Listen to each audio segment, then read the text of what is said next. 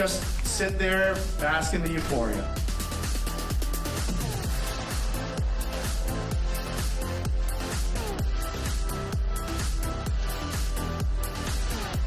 Thank you so much, Canadian Film Festival!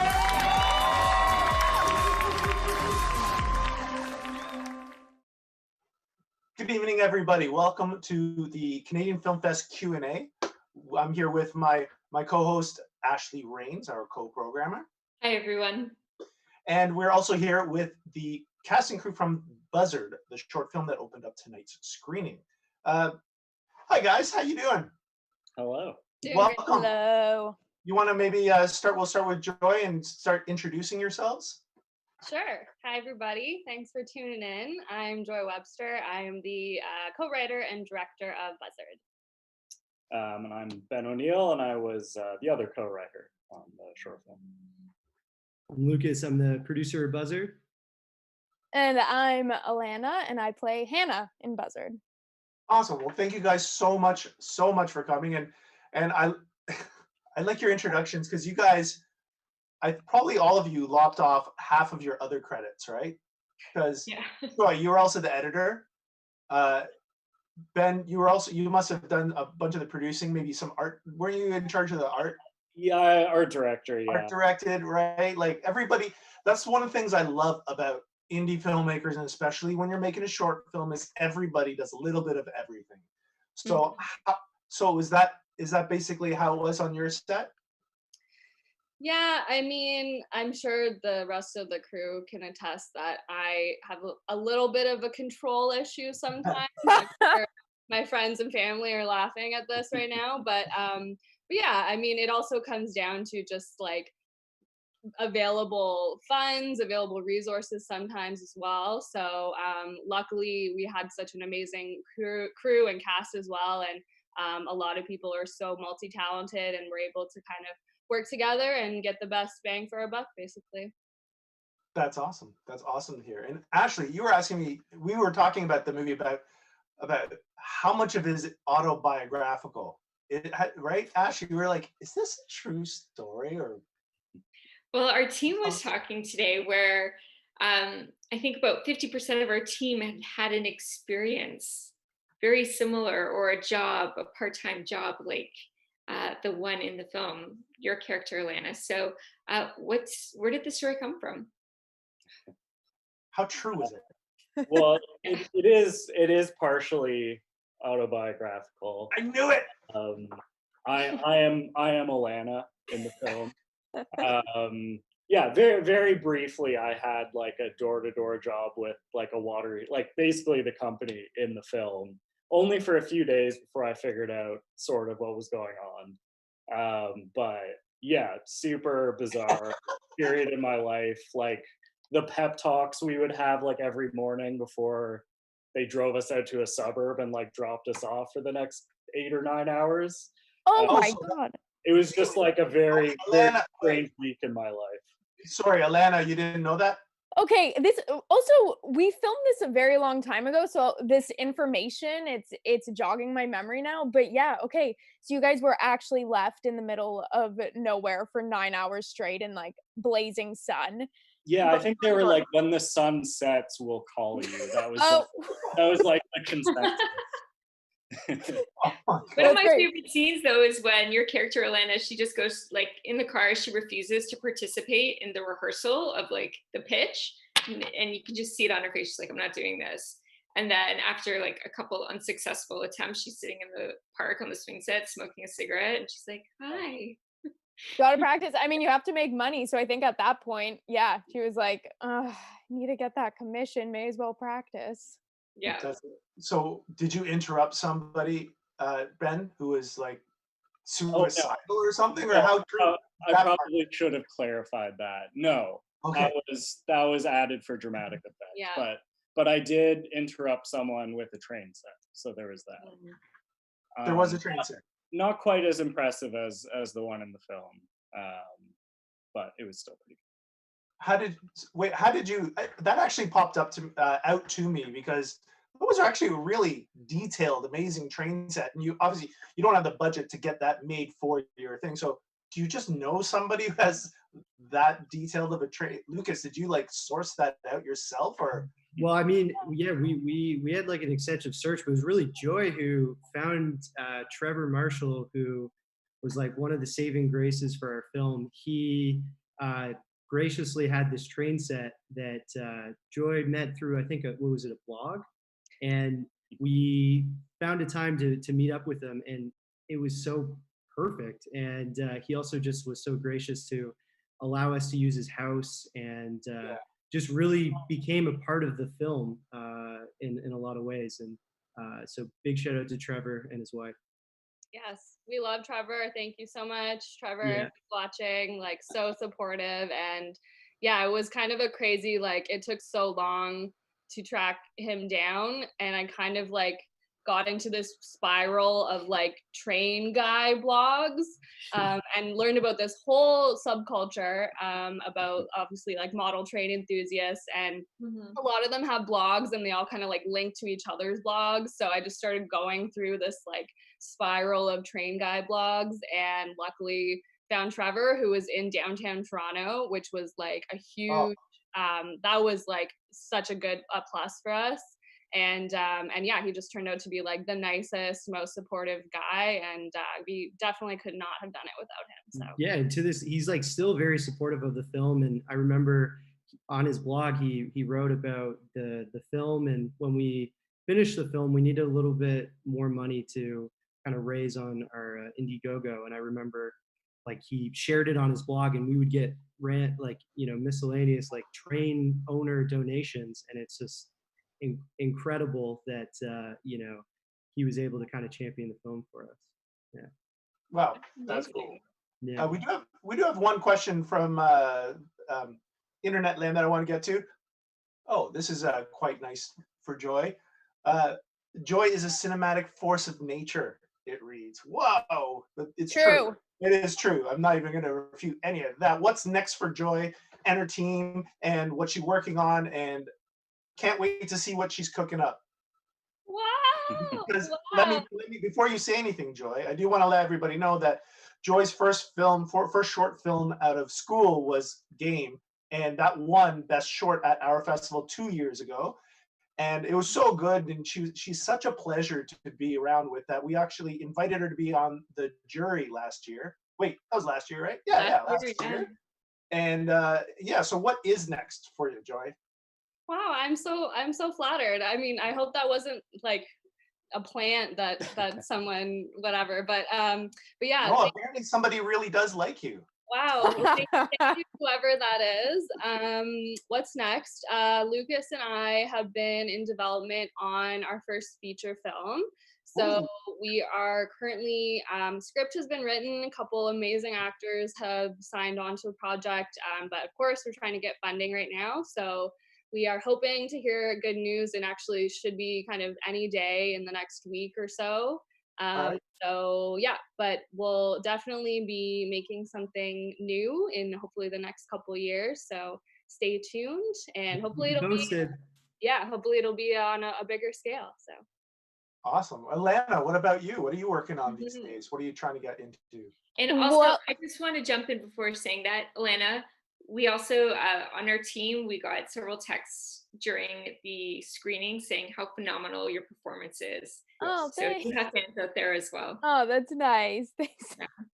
Up next, things are sort of up in the air because of what's going on in the world right now.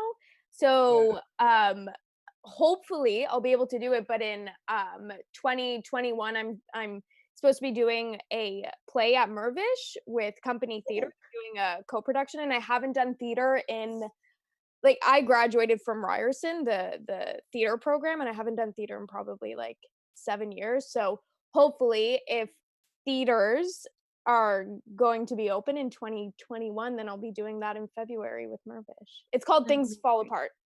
That's awesome. That's great to hear. That's great. That's great to hear. Well, everybody, it's been such a pleasure having you here and back, and we do hope to see more from you in the future. Hopefully it's a feature. So it will be a feature. Yeah, it will be. Absolutely. But thank you so much, guys. That was really good. It's an honor to show Buzzard at the CFF this year. And thank you for sticking with us while we figured things out in the last couple of months. We really appreciate it. Thank you guys so Thank much for your you. support. No problem. Okay, to the audience out there, stick around. We're gonna the Q&A show is gonna be right back with the feature filmmakers from A Perfect Plan, and we'll just wave goodbye to everybody. So thank you, Buzzard people. Thank you, Buzzard. Bye, Yeah. everyone.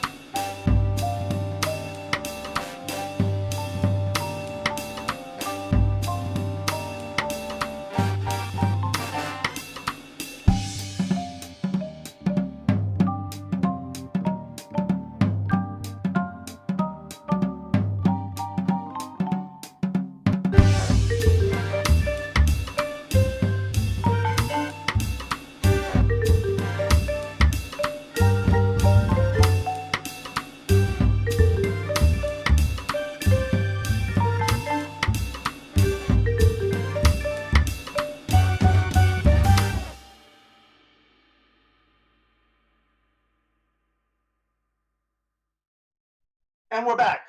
Welcome back, everybody. We're here at the Canadian Film Fest Q&A. I'm Bern Euler. I'm the festival director. I'm here with my co-host, Ashley Rains. Hi, everyone. Yeah, and we're here with the feature film cast and crew today of A Perfect Plan, a great heist movie. So, you know, first I'll say hello to Jesse. Jesse, how you doing? Can you you want to maybe introduce your team for us today? Sure. Thank you so much for having us, Bern, and Ashley, and everybody at the festival and Super Channel for putting this on. Really, you guys saved the day with this. So, on behalf of myself and our whole team, thank you. With us today here, representing A Perfect Plan. I don't know the orientation of the grid, but on my left is Kathleen Monroe, Carla Rhoda, and producer Christopher Giroux. Hi guys, so nice to have you guys here, and it was a pleasure seeing your film in the submissions and programming it. I'll tell you, as programmers, Ashley and I, this is totally not a slight to anybody, but we got a lot of features that are of a dark nature, and they're good.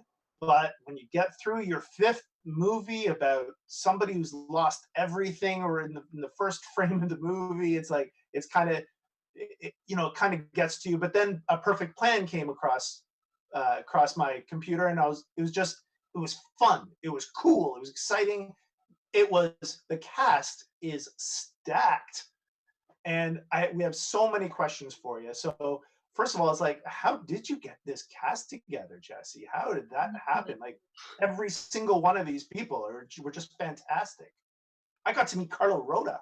I mean, how cool is that? It's a long and winding story, but the short answer is we had an amazing casting director, and you know, when Kathleen, when we saw your audition, Kathleen, I remember, because we were looking at a lot of tapes at the time, and you know, we were auditioning then the way we're auditioning right now, is you know, on tape, and blew us away. And Kathleen, I think you were in LA at the time, if I'm not mistaken.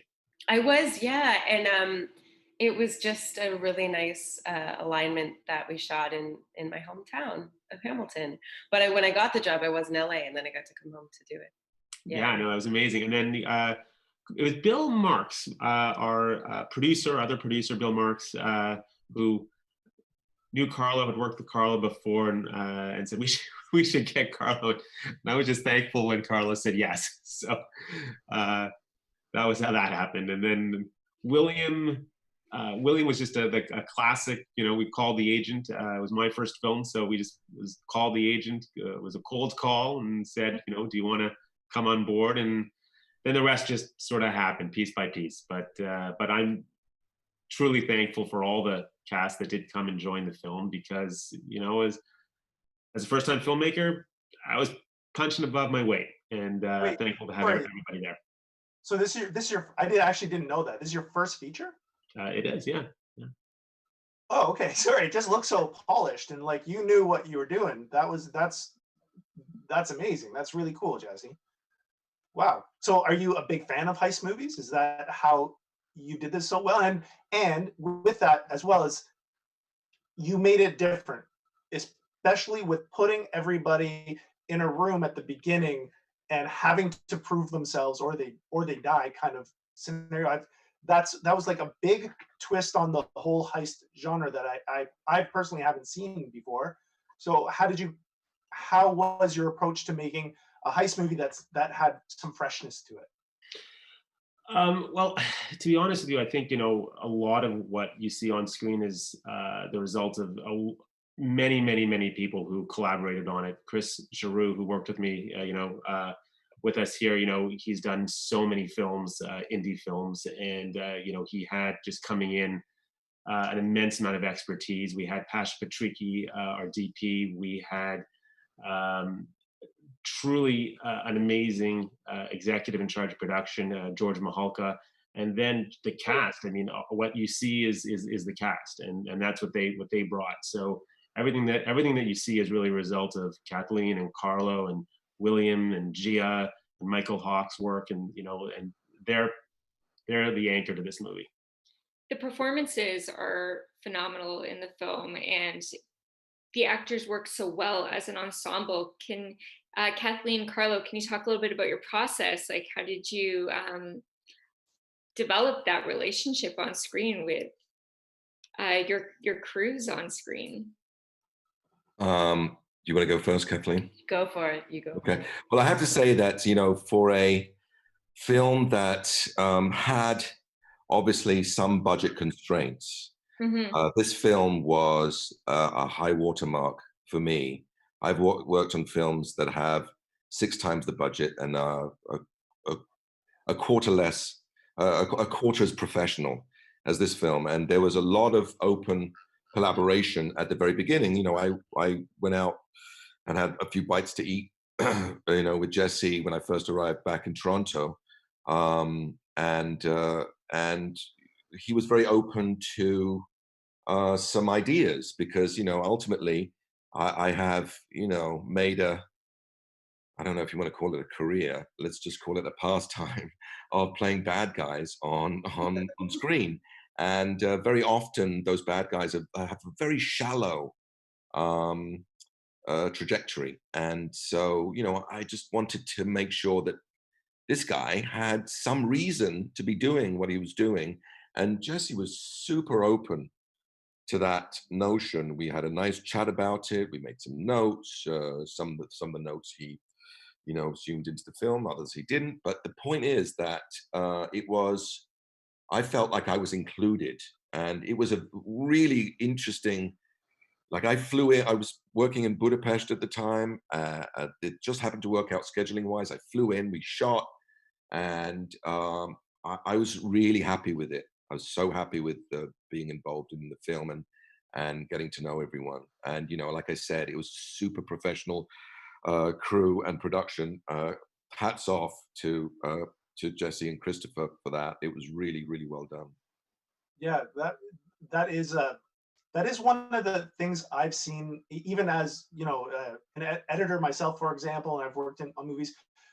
When I do work with somebody who just at least listens to me, don't have to put all of my notes in. Obviously, you're the director, but if you listen, then you're doing that with everybody else too. You're listening, and that does make it more of a team collaboration. And at the end, you are left with a better movie. And in this case, Jesse, to echo what Carlo was saying, I mean, when I ultimately heard what your budget was, I was like, oh, I thought it was 5 times that amount. Mm-hmm. You squeezed every penny that you had into making it look that much more slick.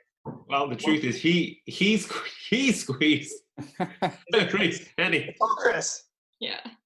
Yeah, no, it was, Jesse and I met on a movie many years before doing A Perfect Plan, and kind of was in talks for about a year to try to do something together. And we sat down at a cafe in Toronto, and Jesse kind of soft pitched me on this idea of kind of like a Saw meets Saw meets heist movie, where these kind of people wake up and kind of have to do kind of a series of tasks to prove each other. And something that we discussed very earlier on in the process, even when Jesse was still kind of fleshing out the idea, was it was such a creative environment, both on set and off set. And Jesse kind of coined the term of a hive mind, like we were all working together to make the best film, whether it was the production assistant or one of the performers or whatever. We were all kind of in it together, and it felt like film summer camp. It was a great environment. Totally, that's exactly what it felt like. And I think that it was a good alchemy. Like there was such, like Michael Hawke and Gia, like the group was so just like the energy was so good and so pure and so game. And also Jesse, I mean, like to set the tone with the kind of passion that you have for this type of movie was perfect. Like the first time that we got together, when I got to Toronto, we went out for brunch, and you gave me like a little lock picking set and a lock to practice, and it was just like just to kind of feel like you were including me in some shorthand in this genre, and like that was like the level of detail and passion that you have for this movie and for this whole genre of movies, that just became like, I think we all wanted to rise up to your level of passion for this. And yeah, Christopher, you're just like the best, like the best for what you did with the time that we had. And I mean, it was just the crew that you assembled, everything about it was like so highly professional and so cool and such a joy to go to work. Yeah, we got really lucky on this. How many shooting days did you have? I think it was 15 or 16, I think total. It was, yeah, we had an extra day. There was one extra day at the end. Maybe 17 then, maybe 17. Yeah, the last day was the laser day. Yeah. Laser day. That Yeah, shot laser of day. Kathleen, my favorite shot, one of my favorite shots in the movie, Kathleen going through the lasers. That was done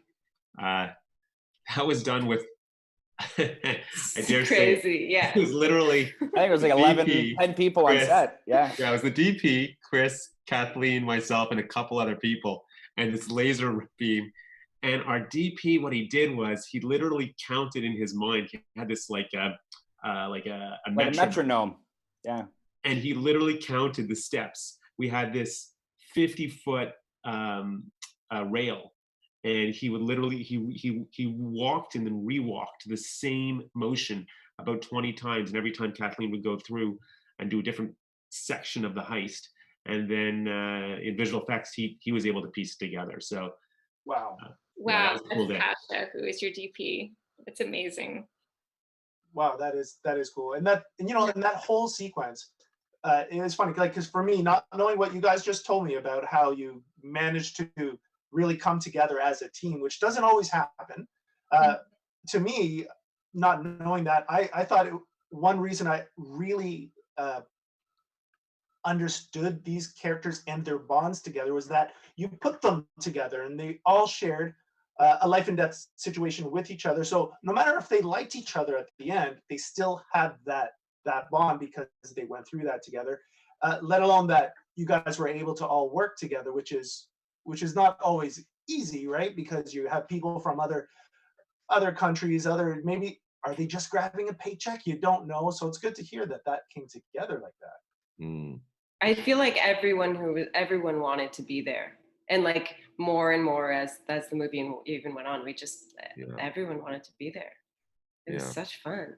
It was actually kind of weird, and Carlo, I think it was you who said that it was like filming three different movies, because we had one part of the movie was with our gang of thieves.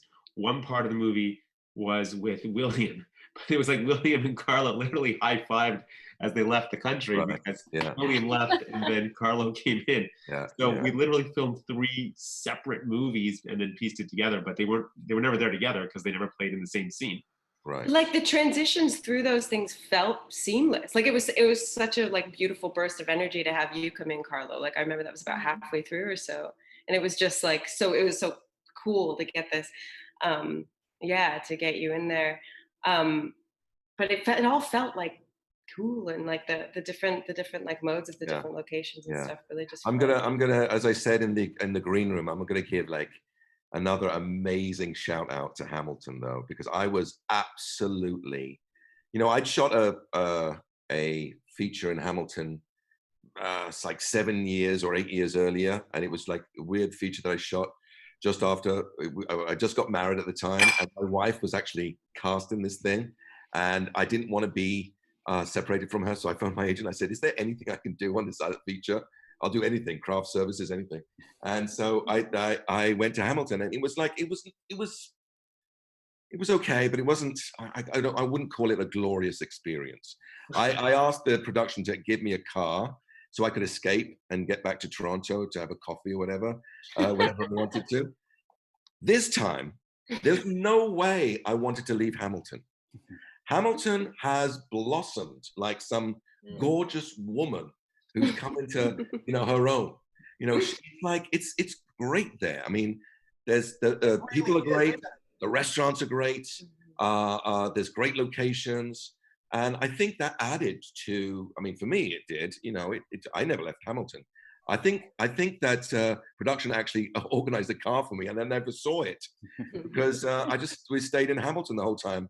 The cast, we were absolutely in sync, Yeah. and it was great. I arrived. Totally. It was a little bit intoxicating actually, because you don't usually expect that from this kind of budgeted independence. It's often very awkward, and there's like people just trying things out. But no, it was super professionally run. Hamilton was brilliant. And what can I say? I have great memories about it. As like a Hamiltonian, I feel like I mean, I've always loved it, even in the years that maybe weren't so attractive to outsiders.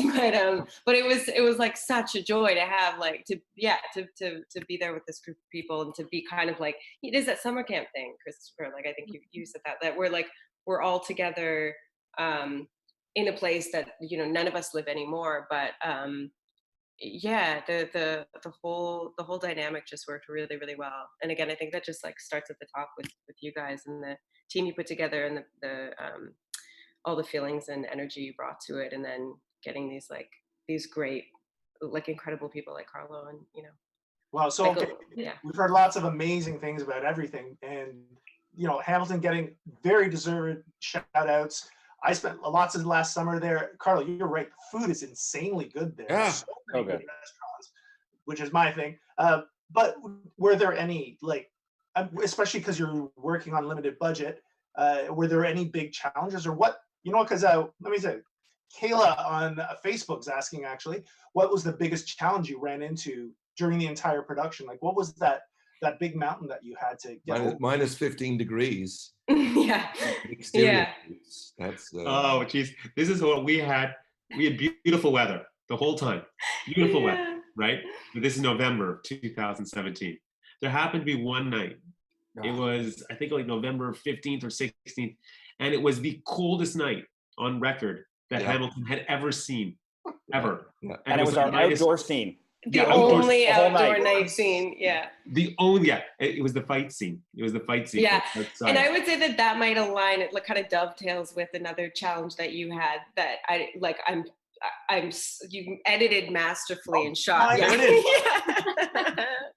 There it is. Oh my gosh. That's Carlo in a water. That was a hot water bottle that I kept We would in my just hand. hold the water bottles. Gia and I just had our little baby. We called them our babies. But I think the Michael Hawke, who plays Rowan in the film, who's just like as wonderful a human as he is an actor, but he has some pretty humiliating footage of Gia and I practicing the fights, because neither Gia nor I are like, shall we say, martial artists or maybe even dancers, I don't know, but like getting those fight sequences down for me, I think, was one of the most challenging things. And I, like, Jesse, you shot it and cut it in a way that I look so badass. I can't even.